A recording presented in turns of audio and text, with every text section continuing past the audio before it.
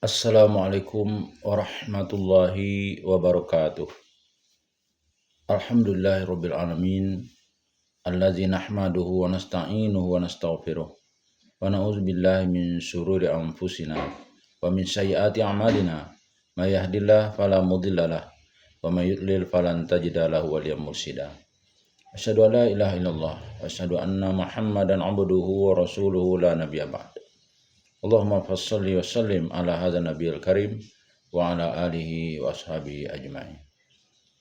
Bapak-bapak, ibu-ibu, serta generasi muda yang saya hormati dan saya sayangi.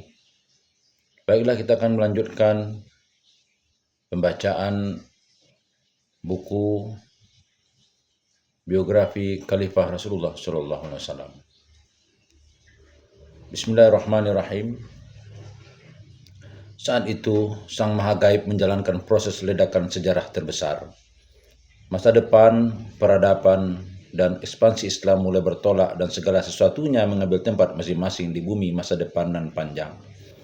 Ya, kala itu dan tepat pada saat sejarah menyaksikan jabatan tangan dan hati berbaiat.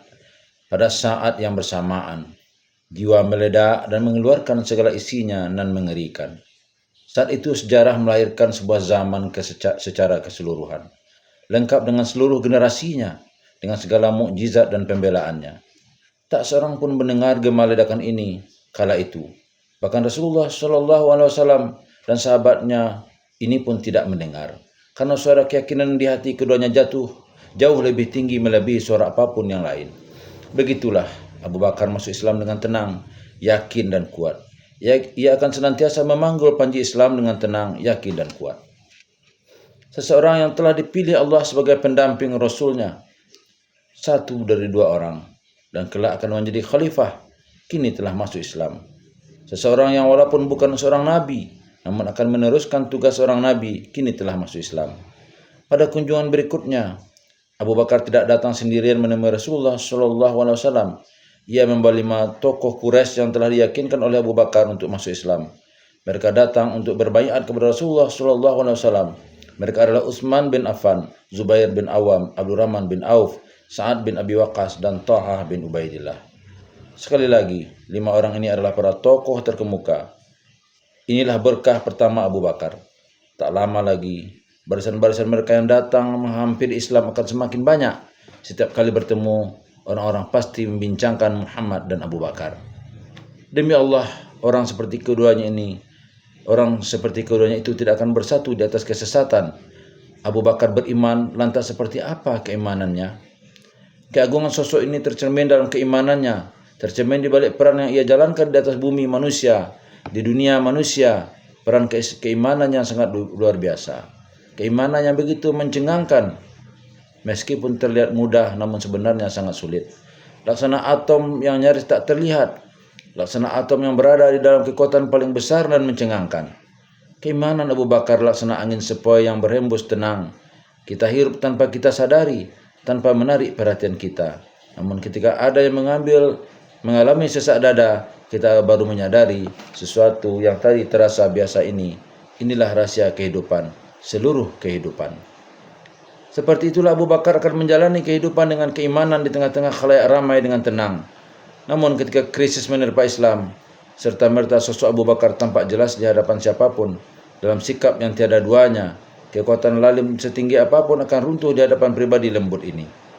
Saat itu kaum muslimin menyadari bahwa nafas-nafas tenang yang datang dan pergi di antara barisan-barisan mereka, itulah nyawa kehidupan dan keimanan hidup yang disandang sosok ini dengan tenang. Nafas-nafas yang tidak lain merupakan kekuatan besar yang tak terhalang hambatan apapun ataupun hal-hal yang mustahil. Berikutnya, Rasulullah SAW seringkali membicarakan tentang Abu Bakar. Di antara yang beliau katakan tentang Abu Bakar, tak seorang pun yang punya jasa kepada kami melainkan sudah kami balas, kecuali Abu Bakar, karena ia punya jasa kepada kami yang akan dibalas Allah pada hari kiamat. Tiada harta siapapun yang bermanfaat untukku melebihi manfaat yang diberikan harta Abu Bakar kepada aku. Setiap aku menawarkan Islam pada seseorang, ia pasti berpikir panjang. Kecuali Abu Bakar, ia tidak ragu. Inilah gambaran paling jujur dan bersih tentang keimanan Abu Bakar. Keimanan yang tak sedikit pun menyelipkan keraguan, Abu Bakar tidak ragu pada kesempatan pertama, bahkan ia seakan sudah ada janji dengan agama baru. Ia segera menghampiri agama itu, laksana orang dahaga yang merindukan air. Ia juga tidak ragu kalau mau kaum murtad bangkit melawan Islam dan bermaksud menghabisi Islam pasca wafatnya Rasulullah SAW. Bahkan keimanan ini kian kokoh, kuat, bersinar dan unggul kala menghadapi ujian. Ia segera mengetahui apa yang menjadi kewajibannya dan segera menuntaskan kewajiban ini dalam bentuk yang paling sempurna. Ia tak ragu ketika menghadapi berbagai situasi di mana keimanan kaum muslimin diterpa ujian mencekam. Tak ada keimanan yang lebih mengakar dan lebih kuat melebihi keimanan Abu Bakar. Mari kita saksikan salah satu kisah iman kepada Allah, Rasulnya dan agamanya yang tiada duanya itu. Pada suatu pagi, seluruh penduduk Madinah dikejutkan oleh suatu kejadian yang membuat siapapun terperanjat dan heran. Abu Jahal saat itu tengah pergi untuk suatu urusan sambil melintas di dekat Ka'bah. Ia melihat Rasulullah SAW duduk sendirian di Masjidil Haram, diam dan berpikir. Abu Jahal bermaksud menyakiti Rasulullah SAW dengan ejekan. Setelah mendekat, Abu Jahal bertanya, "Tidak adakah hal baru yang menghampirimu tadi malam?" "Ya, tadi malam aku diperjalankan menuju Baitul Maqdis di Syam," sahut beliau. "Dan pagi hari ini kamu sudah berada di tengah-tengah kami," sahut Abu Jahal seraya memungkiri. "Ya," jawab beliau. Saat itu juga Abu Jahal berteriak-teriak, "Wahai Bani Ka'ab bin Luhai, kemarilah." Kaum Quraisy pun berdatangan. Mereka saling memanggil satu sama lain. Saat itu Rasulullah SAW belum menyampaikan berita Isra ini kepada seorang pun di antara sahabat-sahabat beliau yang beriman. Semua orang berkumpul di dekat Ka'bah. Abu Jahal kemudian dengan sukacita menuturkan berita yang ia dengar. Ia pikir itulah kesempatan emas untuk menjauhkan siapapun yang beriman kepada Rasulullah SAW dari Rasulullah SAW. Salah seorang Muslim maju dan bertanya kepada Rasulullah SAW, "Benarkah yang kau diperjalankan tadi malam, wahai Rasulullah?" "Ya, aku mengimami saudara-saudaraku para nabi di sana," jawab beliau. Kaum musyrikin menyambut baik apa yang mereka dengar. Mereka mengira dengan berita ini akan membuat Rasulullah SAW tamat. Tak ayal keraguan pun menyusup sekelompok kaum muslimin. Sejumlah tokoh kaum Quraisy lantas bergegas menuju rumah Abu Bakar dengan riang gembira karena dikiranya Abu Bakar akan mengingkari kata-kata Nabi SAW itu. Mereka sedikit pun tidak ragu akan kembali bersamaan dengan kemurtadan Abu Bakar. Ia akan meninggalkan agama Islam, pikir mereka. Abu Bakar lebih tahu daripada yang lain, lebih tahu perjalanan dan waktu lama yang diperlukan untuk menempuh perjalanan jauh antara Mekah dan Syam. Lantas bagaimana dengan kabar seseorang yang pergi dan pulang, solat di Syam dan semua itu terjadi hanya dalam beberapa saat saja? Begitu tiba di depan rumah Abu Bakar, mereka berteriak memanggilnya, "Hai Atik, semua urusan temanmu sebelumnya memang tidak seberapa. Namun sekarang keluarlah dan dengarkanlah." Abu Bakar muncul dengan kaget namun diperindah oleh ketenangan. "Ada berita apa?" tanya Abu Bakar. "Temanmu," jawab mereka. Abu Bakar kaget lalu bertanya, "Aduh, apa hal buruk menimpanya?" Orang-orang Quraisy mundur sedikit. Mereka menelan ludah. Lalu ada di antara mereka mengatakan, "Dia ada di sana, di dekat Ka'bah." Ia mengatakan kepada semua orang bahwa tadi malam ia diperjalankan menuju Baitul Maqdis. Yang lain maju untuk meneruskan keterangan dengan nada mengejek. "Pergi dalam semalam, pulang dalam semalam, lalu pada pagi harinya dia berada di tengah-tengah kami. Apa ada yang salah dalam hal ini? Aku mempercayainya untuk hal-hal yang lebih mustahil lagi dari sekadar berita ini," sahut Abu Bakar. "Aku mempercayai berita langit yang datang kepadanya setiap saat," tegasnya. Ia lantas menuturkan kata-kata nan teguh. Jika dia bilang seperti itu, berarti dia benar. Adakah kata-kata yang mampu bangkit memberikan kesaksian ataupun komentar terkait kejadian seperti ini tanpa rasa malu atau lemah untuk menyampaikannya? Hanya ada satu kalimat yang mampu membantu kita dalam situasi seperti ini. "Wahai yang memberi keyakinan seperti ini, Maha Suci Engkau." Pribadi ini tidak beriman secara kebetulan, tapi dengan kecerdasan. Ia tidak beriman hanya dengan perasaan, tapi dengan kecerdasan. Bukan logika hati semata yang mendorongnya beriman, tapi logika akal terlebih dahulu. Perhatikanlah kata-katanya berikut. "Aku mempercayainya untuk hal-hal yang lebih mustahil dari berita ini. Aku mempercayai berita langit yang datang kepadanya setiap saat. Ya, kenapa ia tidak percaya jika beliau menempuh jarak beberapa mil hanya dalam satu malam saja?" Rasul yang diimani Abu Bakar tentu saja benar. Betapa banyak fenomena yang kita lihat dan kita rasakan, namun akal kita tidak mampu menjelaskannya. Anggaplah berita Isra ini sebagai salah satunya. Maksud Abu Bakar, jika Rasulullah SAW sudah menyampaikan dan mengatakan sesuatu, berarti segala yang ia sampaikan adalah benar adanya. Ketika utusan dan duta langit datang dan pergi antara langit dan bumi dalam sesaat untuk menyampaikan Al-Quran ke dalam hati Nabi SAW agar beliau menyampaikan peringatan. Jika Abu Bakar sudah mengimani hal itu, lalu apalagi yang ia ragukan? Untuk apa Abu Bakar meragukan perjalanan Rasulullah SAW menuju Baitul Maqdis lalu pulang kembali hanya dalam waktu 1 malam? Apa salahnya? Ruang dan waktu jauh dan dekat semua itu terkait kemampuan manusia. Namun bagi Allah yang berfirman kepada sesuatu jadilah, maka jadilah sesuatu itu. Ruang dan waktu tidak ada artinya di hadapan kuasanya. Rentang jarak dan rentang waktu tidak ada artinya di hadapan kehendaknya. Dengan demikian, permasalahannya bukan bagaimana Rasulullah SAW pergi menuju Baitul Maqdis dan kembali lagi hanya dalam 1 malam, tetapi apakah Muhammad mengatakan hal itu? Jika dia berkata seperti itu, berarti dia benar. Abu Bakar segera berangkat ke Ka'bah tempat Rasulullah SAW berada, di dekat Ka'bah. Abu Bakar melihat kerumunan orang-orang yang bergembira karena musibah yang menimpa orang yang tidak mereka suka. Kerumunan orang-orang yang ragu, maka berkumpul dengan suara gaduh. Ia melihat cahaya Allah di sana di balik cara duduk Rasulullah SAW yang tenang dan menghadap Ka'bah. Tak sedikit pun terganggu dengan kegaduhan di sekitar. Tak mendengarkan satupun suara orang-orang dungu. Abu Bakar langsung merebah dan memeluk Rasulullah SAW sambil berkata, "Ayah dan ibuku menjadi tebusanmu, wahai Rasulullah SAW. Demi Allah engkau benar, demi Allah engkau benar." Berikut ini kisah tentang keimanan yang lain yang tiada duanya ini. Dan dari kisah itu tampak cahaya iman untuk berkurban. Suatu hari ketika berada di rumah Abu Bakar menerima kunjungan Rasulullah SAW. Rasulullah SAW memberitahukan sesuatu. Abu Bakar, Allah telah mengizinkanku berhijrah, terang beliau. Para sahabat Nabi SAW sudah terlebih dahulu berhijrah ke Madinah, sementara Rasulullah SAW masih tetap berada di Mekah menantikan izin Allah. Abu Bakar juga turut bertahan bersama beliau. Mendengar berita itu, hati Abu Bakar seperti terbang karena bahagia. Abu Bakar mengatakan, "Aku akan mendampingimu, wahai Rasulullah SAW." "Ya, kau akan mendampingiku, wahai Abu Bakar," sahut beliau. Hijrah itu sendiri merupakan perjalanan keselamatan, menjauhi gangguan dan segala rencana jahat kaum Quraisy yang tidak ada tanda-tanda akan berakhir. Kaum muslimin pun berhijrah ke Madinah atas izin Rasulullah SAW dan mereka sangat bahagia karena hijrah ini menghindarkan mereka dari perlakuan buruk kaum mereka. Walaupun harus diakui berpisah dengan keluarga dan kampung halaman memang terasa pedih dan menyesakkan. Namun bagi Rasulullah SAW secara khusus, hijrah adalah sebuah pertaruhan tiada bandingnya. Meski kaum Quraisy membiarkan kaum muslimin pergi meninggalkan Mekah dengan selamat, tapi mereka tidak akan membiarkan Rasulullah SAW melakukan hal yang sama. Para pemimpin kaum Quraisy sering membicarakan hal ini.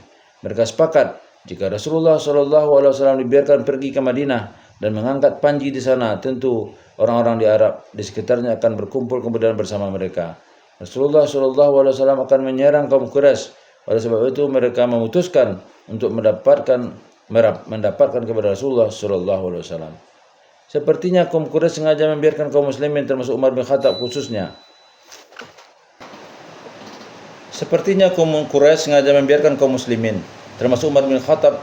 Berhijrah meninggalkan Mekah agar Rasulullah SAW tinggal sendirian di Mekah tanpa pembela sehingga mereka bisa melepaskan diri dari persoalan beliau atau membunuh beliau dengan mudah. Dengan demikian hijrah yang dijalani Rasulullah SAW bukan sebuah wisata, juga bukan semata migrasi, tapi merupakan taruhan mengerikan dan pemburuan yang begitu berat.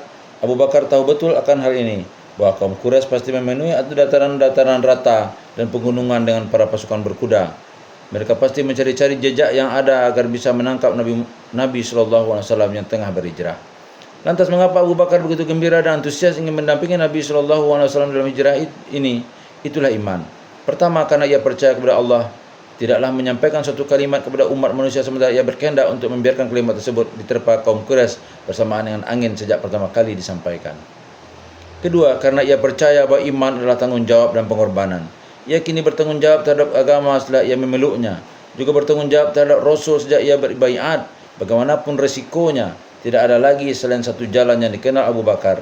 Jalan itu adalah jalan wajib yang telah ditentukan oleh keimanannya, jalan pengorbanan yang dituntut oleh keimanan tersebut. Ia telah beriman kepada Allah, Rasulnya dan agamanya. Tugasnya setelah itu adalah menjadikan seluruh kehidupannya sebagai rajutan demi menjaga dakwah dan sang dai, menjaga agama dan Rasulullah SAW. Ketika berhasil dalam menjalankan tugas ini, itulah bagian sempurna yang ia harapkan, bagian yang membahagiakan. Ketika halangan dan bahaya kian meningkat, ia semakin merasa sebagai penduduk bumi yang paling beruntung dan bahagia. Itulah alasan mengapa ia merasa bahagia tak terkira ketika melihat dirinya mendampingi Rasulullah SAW dalam mengarungi perjalanan hijrah. Allah memberikan pahala dan balasan besar untuknya. Pahala ini sebagai bonus atas keimanan yang memenuhi hatinya di balik suatu pengalaman yang paling menawan itu. Ketika berlindung ke dalam gua bersama Rasulullah SAW untuk menyembunyikan diri dari kekuatan-kekuatan pemburu yang terus mencari jejak mereka berdua, demi ambisi meraih hadiah menggiurkan yang akan diberikan kaum Quraisy bagi siapa saja yang mampu mendatangkan Rasulullah SAW. Ketika keduanya berlindung ke dalam gua, Rasulullah SAW dan As-Siddiq dan para pemburu mendekati gua. Mereka berkeliling di sekitar gua. Abu Bakar merasa takut karena terbesit pikiran-pikiran mengerikan yang mulai membayangi diri. Apa jadinya jika salah seorang antara mereka melihat ke bagian dalam gua? Apa jadinya jika para pendosa ini berhasil menangkap Rasulullah SAW? Saat itulah Allah menyimpan sebuah pelajaran terakhir untuk As-Siddiq. Pelajarannya akan menyempurnakan imannya, menuntunnya mencapai tingkatan iman tertinggi yang diberikan kepada umat manusia. Ia mengutarakan pertanyaan itu kepada Rasulullah SAW. Wahai Rasulullah, andai seseorang di antara mereka melihat ke bawah, pasti mereka melihat kita.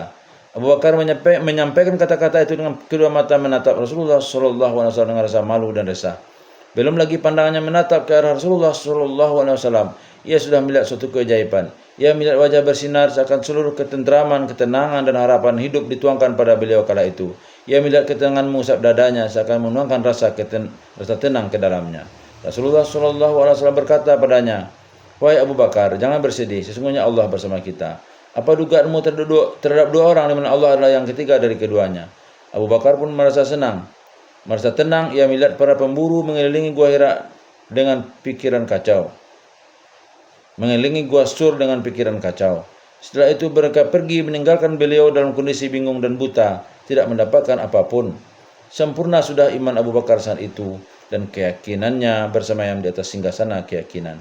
Takdir seakan memilihnya untuk mendampingi Rasulullah SAW dalam melalui perjalanan hijrah untuk memperlihatkan situasi tersebut padanya. Lebih dari itu, takdir seakan bermaksud menghendaki dan mempersiapkan situasi tersebut agar Abu Bakar bisa menyampaikan nasihat-nasihatnya yang menyentuh sebagai balasan yang pantas, juga sebagai gelas yang penuh berisi air, di mana Abu Bakar tidak akan lagi pernah merasa dahaga, memerlukan iman dan keyakinan.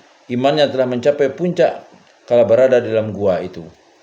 Mari kita meneruskan perjalanan mengikuti iman tiada duanya ini, agar kita bisa melihat keluhuran Abu Bakar yang begitu berwibawa di balik suatu kejadian demi kejadian. Pada tahun ke-5 Hijriah, tepatnya pada bulan Zulqa'dah, Rasulullah SAW pergi meninggalkan Madinah bersama kaum muslimin dalam jumlah besar menuju Mekah untuk menunaikan ibadah umrah. Bila menggiring hewan kurban di depan agar kaum Quraisy tahu bahwa Rasulullah SAW datang untuk berziarah ke Baitul Haram, bukan untuk berperang. Meskipun berita ziarah ini sudah lebih dahulu didengar kaum Quraisy entah melalui cara apa, namun mereka tetap menghimpun kekuatan, bertekad menghalangi Rasulullah SAW dan para sahabat untuk memasuki Mekah dan berziarah ke Ka'bah. Rasulullah SAW bersama para sahabat singgah di Hudaybiyah. Bila mengutus Utsman bin Affan untuk menjelaskan maksud kedatangan beliau kepada kaum Quraisy. Negosiasi akhirnya berakhir dengan terbentuknya suatu perjanjian. Sebagai konsekuensi perjanjian ini, kaum muslimin harus pulang ke Madinah dan baru kembali tahun berikutnya untuk berziarah ke Baitullah. Butir-butir perjanjian lainnya menyebutkan bahwa kaum muslimin harus mengembalikan orang Quraisy yang datang kepada mereka sebagai orang muslim, sementara kaum Quraisy tidak mengembalikan siapapun di antara kaum muslimin yang kembali ke kaum Quraisy sebagai orang murtad. Belum juga pencatat perjanjian selesai menulis seluruh butir-butir perjanjian, dan saat itu Rasulullah SAW belum memiliki stempel nubuah. Tiba-tiba kaum muslimin dikejutkan dengan kehadiran seorang pemuda yang datang menghampiri seraya berteriak meminta pertolongan. Berjalan menyeret rantai-rantai yang dipasang pada sebongkah batu besar untuk memberati langkah kakinya. Si pemuda itu bernama Abu Jandal. Ia putra Suhail bin Amir, utusan kaum Quraisy. Dialah yang mengadakan negosiasi dengan Rasulullah SAW. Hati Rasulullah SAW meluap sedih kalau melihat Abu Jandal berteriak meminta tolong kepada beliau. Rasulullah SAW berkata pada Suhail, "Berikan Jandal untuk kami karena perjanjian kita belum tuntas." Suhail tidak membiarkan anaknya begitu saja masuk Islam, sementara ia sendiri adalah salah satu tokoh kaum Quraisy. Suhail tetap pada keputusan untuk mengembalikan Abu Jandal kepada orang Quraisy atau seluruh perjanjian dibatalkan lalu pecah peperangan. Abu Jandal berteriak, "Wahai kaum muslimin, apakah kalian membiarkanku dikembalikan lagi kepada orang-orang musyrik? Padahal aku datang sebagai seorang muslim. Tidakkah kalian melihat siksaan yang mendera di tubuhku ini karena Allah?" Dengan kata-kata sedih, Rasulullah SAW berpesan kepada Abu Jandal, "Sabarlah, Allah akan memberikan jalan keluar untukmu." Pemandangan ini terlalu memilukan dan terlalu berat untuk bisa diterima sekelompok besar kaum muslimin dengan sabar. Bagaimana mereka pulang tanpa berziarah ke Baitul Haram?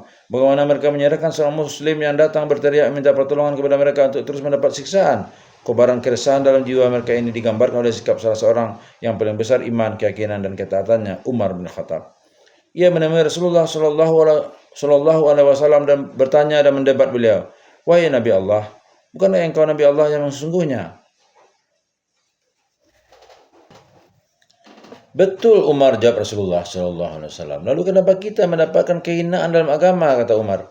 Umar, aku ini utusan Allah, aku tidak akan mendurhakainya. Dia adalah penolongku, jelas beliau. Bukankah engkau berjanji kepada kami bahwa kita akan datang ke Baitullah dan bertawaf mengelilinginya, wahai Rasulullah? Kata Umar. Apa aku mengatakan tahun ini, Umar? Tanya beliau. Tidak, jawab Umar. Kau pasti datang dan tawaf di Baitullah, kata beliau. Dialog ini mengungkapkan seperti apa peliknya krisis yang dialami kaum muslimin kala itu. Tetapi bagaimana dengan Abu Bakar terkait semua situasi yang terjadi ini? Abu Bakar adalah guru dalam seni keimanan pada hari dan genting ini. Seperti halnya ia selalu menjadi guru setiap saat. Mari kita tinggalkan Umar. Setelah beberapa saat kita akan bertemu Abu Bakar di dekat podium dosen, di mana di atas podium ini seorang guru besar, Abu Bakar As-Siddiq, duduk bersila. Umar pergi dari hadapan Rasulullah SAW. Ia masih merasa resah. Sikap hormat terhadap Rasulullah SAW menghalangi Umar untuk terus melontarkan pertanyaan kepada beliau, meskipun dalam hatinya masih memerlukan lebih banyak lagi penjelasan. Lalu hendak berbicara dengan siapa lagi? Ia tidak ada siapapun selain Abu Bakar. Umar melintasi barisan dan kerumunan kaum muslimin hingga melihat sosok Abu Bakar di sana. Di ujung kerumunan diselimuti oleh ketenangan yang luar biasa menakjubkan. Umar kemudian menyampaikan pertanyaan-pertanyaan yang sama seperti yang ia sampaikan kepada Rasulullah SAW beberapa saat lalu. Umar mendapatkan jawaban yang sama, tepat seperti yang ia dengarkan dari Rasulullah SAW. Dialog di antara keduanya berakhir. Umar mengisahkan, Abu Bakar kemudian meraih tanganku. Ia meraih dengan kuat sekali dan berkata kepadaku, ia utusan Allah. Ia tidak akan mendurhakainya. Allah adalah pembelanya. Peganglah perintahnya dan larangannya. Demi Allah, dia berada di atas kebenaran. Allah kemudian menurunkan ketenangan di hatiku dan aku tahu itulah yang benar. Itulah keimanan Abu Bakar, tak menyisakan keraguan. Tak pernah sedikit pun membahas tentang dirinya. Imannya tak pernah tidur. Tak pernah terasuki emosi keraguan baik kala sepi ataupun ramai. Di saat-saat sulit, di sela-sela masa yang berat, keimanan si mukmin ini mengeluarkan isinya yang terang hingga memenuhi keindahan pada ruang dan waktu, jiwa dan hati. Mari kita saksikan Abu Bakar dalam perang Badar.